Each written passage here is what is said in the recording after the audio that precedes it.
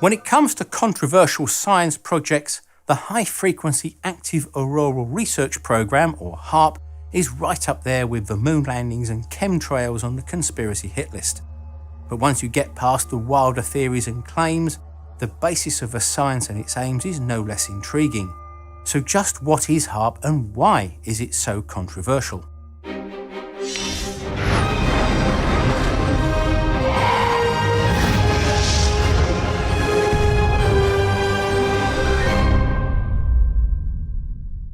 Some of the many reasons why HAARP attracts so much attention comes from the claims of scientifically uninformed theorists that say it can control the weather, set off earthquakes, hurricanes, floods, bring down missiles and planes, disrupt worldwide communications and influence people's minds and moods. If that were true, then it would be one of, if not the most powerful pieces of technology on the planet and hidden behind government and military secrecy. Yet HAARP is unclassified, though it was funded and jointly managed by the US Air Force, US Navy and DARPA. But due to budget cuts in 2014, the ownership of the site and all the equipment was transferred to the University of Alaska Fairbanks, who now also run it. So what is the purpose of HAARP? Well, its basic remit is to study the ionosphere, its interaction with space weather and how it affects radio communications here on Earth, as well as the generation of VLF, that's very low frequency, and ELF, extremely low frequency radio waves, which can travel around the world and penetrate deep under the sea for communications with submarines and into the ground to reveal underground structures. HAARP deals with some complex science, and how it operates is equally complex, but the basic principle is to try and replicate how the sun affects the upper atmosphere to create the ionosphere and how it then goes on to affect it, but to do this in a controlled, repeatable way and of course on a much smaller scale. Now, in order to understand HAARP, we need to know a little about the ionosphere. This is a constantly changing area of the Earth's upper atmosphere that reaches from about 60 kilometers to 1,000 kilometers in altitude, where it's thin enough so that the sun's ultraviolet and X-rays can reach it, but thick enough so that it can absorb these rays and ionize the gases there. It's also well above the area called the troposphere, where we live.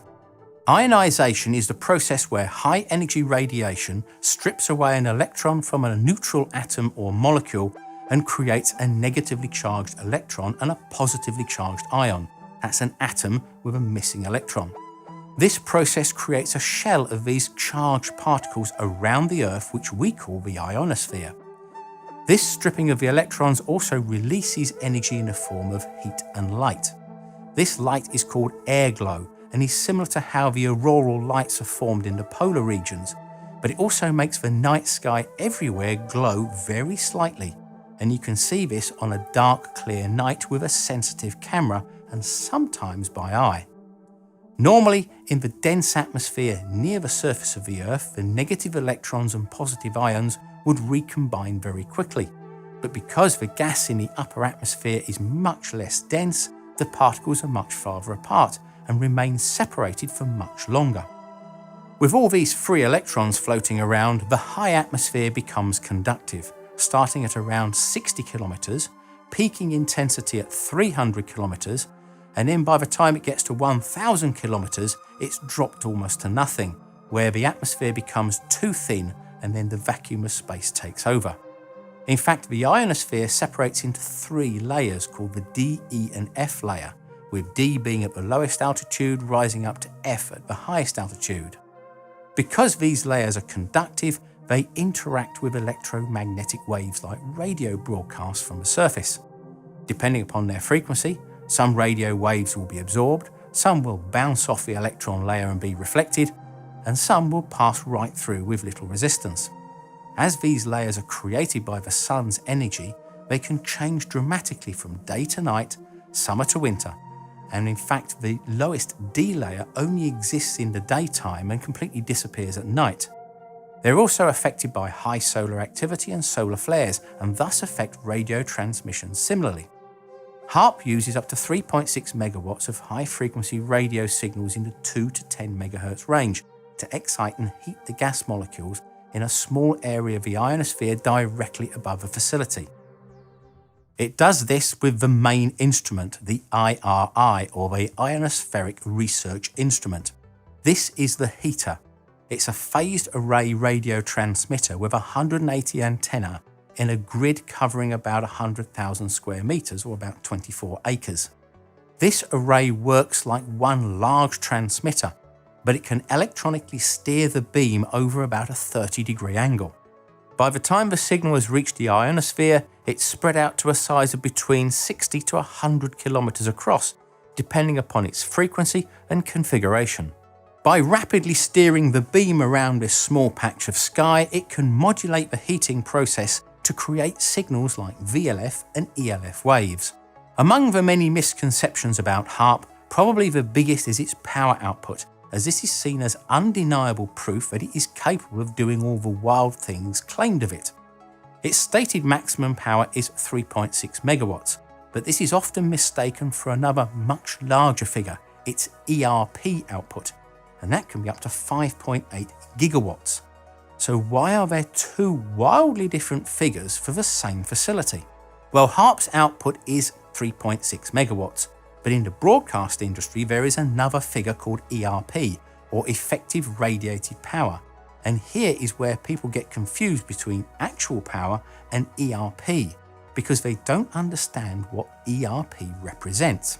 But one thing is for sure, you can't put in 3.6 megawatts and get out 5.8 gigawatts as some claim. It's just physically impossible. In fact, you can't get out a single microwatt more than you put in. If you did, then A, you've just solved all the world's energy needs by creating a machine that makes more energy than it uses, and B, you've just broke the law of physics, and in particular the law of conservation of energy. HAARP has to focus its 3.6 megawatts onto a small area of sky hundreds of kilometers above using its antenna array, like a torch focuses its light into a tight beam. That 5.8 gigawatt ERP is a fictional figure used by engineers in the broadcast industry to indicate how powerful the transmitter would have to be if there was no focusing and the whole sky was covered to the same power intensity at the target distance, which in this case is the small patch of sky 300 kilometers above HAARP.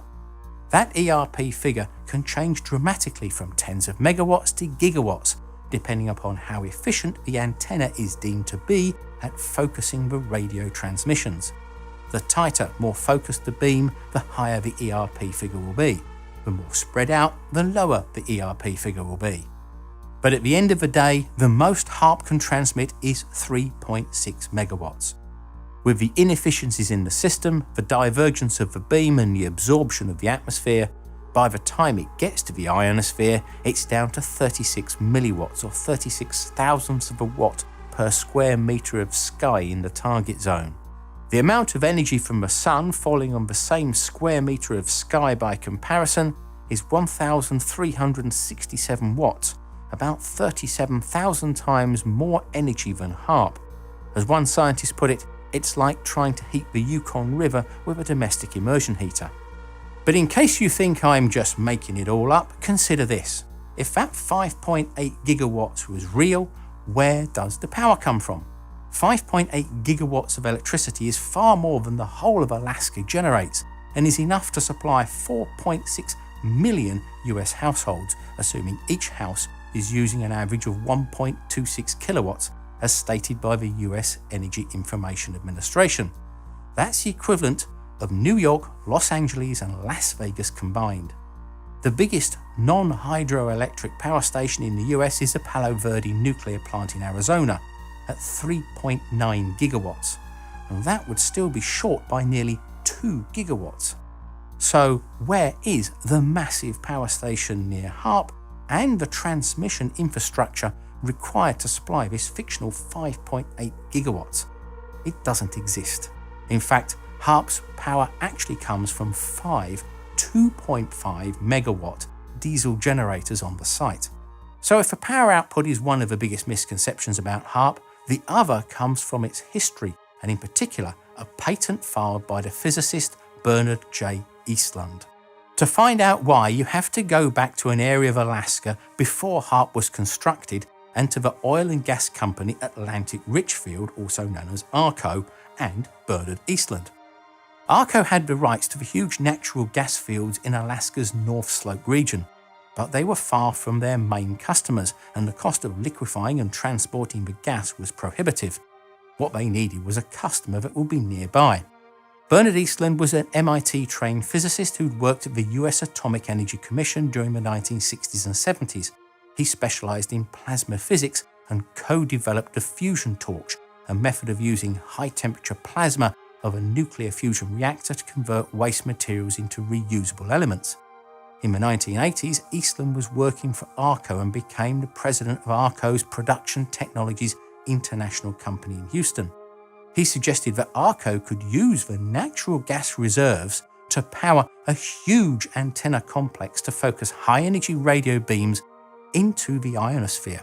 This would heat up the gas atoms to create artificial plasma layers in the ionosphere, but in a way which could be controlled, moved and shaped by equipment on the ground. Alaska would be in a good position because the Earth's magnetic field lines go up almost vertically in that area. Each antenna would create a circularly polarized radio beam that would spin the particles around the magnetic field lines at the resonant frequency of the ions in the same way that a cyclotron works to accelerate particles. This would heat up the plasma and allow it to move along the magnetic field lines to higher altitudes. Eastland was granted a US patent, number 4686605, for the invention titled Method and Apparatus for Altering a Region in the Earth's Atmosphere, Ionosphere and/or Magnetosphere on August 11, 1987. Now, whilst Eastland filed the patent, he did so whilst working for ARCO, and as such, ARCO owned the patent. Sometime afterwards, Eastland disassociated himself from it and ARCO and set up his own research company. Eastland's patent makes some very interesting, if not technical reading, and some extraordinary claims. Some of the claims include that it could disrupt communications both around the Earth, but also to and from satellites, missiles, and air and sea craft by randomly modulating areas of the ionosphere which are relied upon to propagate radio signals around the Earth, and thus effectively scramble the signals. Now, back in the late 1950s and early 60s, the US and Soviets exploded nuclear weapons in the magnetosphere high above the Earth. We also have a video on that if you want to see it. This created large amounts of charged particles which were found to travel along the magnetic field lines in a spiral motion and bounce back and forth between the mirror points at their ends at very high speed. This created a lot of radio noise that could blind radar systems and was thought at the time could cause the electronics of nuclear missiles to fail. One of the patent claims was that a plasma layer could be created and used to trap some of the plasma particles, which would then oscillate between the new layer and the mirror points on the magnetic field lines to create interference that could have a similar effect to the nuclear tests, but without having to detonate a nuclear device in space. Other uses include heating large areas of the ionosphere to move them to much higher altitudes, to create unexpected and unplanned drag forces on missiles and satellites and cause them to become unstable in their travel. Also, weather modification, by affecting the upper atmospheric wind patterns by stacking of different shaped plumes of particles to create a lens effect, and then concentrating solar energy over an area or altering the course of a jet stream to move adverse weather like hurricanes or denying rain to drought-prone areas. It was also claimed to be able to make a wave reflector in the sky to steer ELF signals to a depth of 1 kilometre or more. The reflections would then be picked up by a satellite and after processing could reveal hidden structures, a bit like a CAT scan of the Earth. Another reason to use ELF waves is that the frequency of brain waves in humans lays in the 3 to 12 Hz range, very similar to that of ELF signals. It was suggested that directing such a frequency at an enemy might have a detrimental effect on their mood and ability to operate. But it wasn't all destructive. Eastland suggested that it could be used to modify the molecular makeup of the upper atmosphere, increasing the levels of ozone to fill the ozone hole and to break up various chemical entities such as carbon dioxide, carbon monoxide and nitrous oxides. Even though the claims in the patent seemed extraordinary and were probably somewhat over the top, ARCO still passed the idea of the ionospheric heater and its possible uses to Simon Ramo, who had led the development of microwave and missile technology and was instrumental in the creation of the ICBMs. He passed it to the Defense Department, who then gave it to the Pentagon's advanced research arm DARPA. The big claims may well have raised a few eyebrows in the military, and its electronic beam steering and reflection technology would have been of great interest to them, but the overall size of the proposed project would have been massive. For Eastland's patent to create the effects it claimed were possible, it would call for a site with a maximum output of 100 gigawatts of true power, not the fictional ERP figure. That's some 27,700 times more powerful than HAARP's 3.6 megawatts. If Eastland's design used the same 20 kilowatt antennas and layout dimensions as at HAARP, it would need 5 million antennas, which would take up an area measuring 51 kilometers by 51 kilometers, big enough to cover the city of Houston in Texas. This is why Eastland and ARCO suggested that the power should come from the huge natural gas reserves of Alaska's North Slope. It would have been a massive cash cow to ARCO to supply the gas. To put this 100 gigawatt requirement into context, it's 9% of the United States' total electrical power capacity of 1,100 gigawatts. The biggest gas-fired power stations in the world are in Russia and can generate 5.5 gigawatts of power each. Eastland's array would need 18 of these working at full power to supply the 100 gigawatts. Eastland's idea was just too grandiose, but the scientists saw the opportunity to build a much smaller facility that would allow them to test ideas and gain a much greater understanding of the ionosphere. So with the help of the Alaskan Senator Ted Stevens, $10 million of funding was provided and paid to ARCO to build a prototype HAARP research facility at a site of a US Air Force over-the-horizon radar which had been cancelled before completion at Gakona, Alaska. Because of the location of HAARP, it would be able to tap into the auroral electrojet, an electric current that circulates in the polar regions of the ionosphere. By modulating the auroral electrojet with an ELF wave, it would act like an incredibly long virtual antenna high in the sky to transmit these VLF and ELF signals, something that the US Navy were particularly interested in. So now we can see where we get this conflation of ideas between the HAARP research facility and Eastland's original patent, but the two are not the same. HAARP operates sporadically throughout the year for short periods of time and does not use microwaves to energize the atmospheric gases as some people think, so it's not like a giant microwave oven. Its operating frequency of 2 to 10 megahertz is 2,000 times lower than the 2.45 gigahertz used in a microwave oven. And you know when HAARP is working because you can hear its characteristic tones in the shortwave band up to many thousands of kilometers away.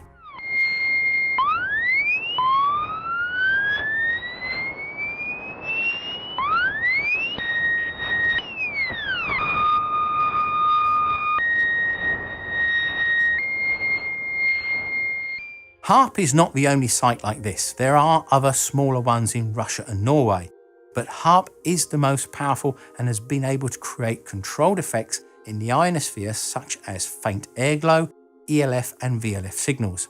It's detected previously unknown ionospheric effects which have advanced our understanding of the ionosphere greatly, and some say that it's proof of concept that Eastland's ideas could work. So what are your views on HAARP? Should we do this sort of research considering its origins or leave well alone? Let me know in the comments. So thanks for watching, and don't forget to check out some of our other videos if you get the time, and please subscribe, thumbs up and share.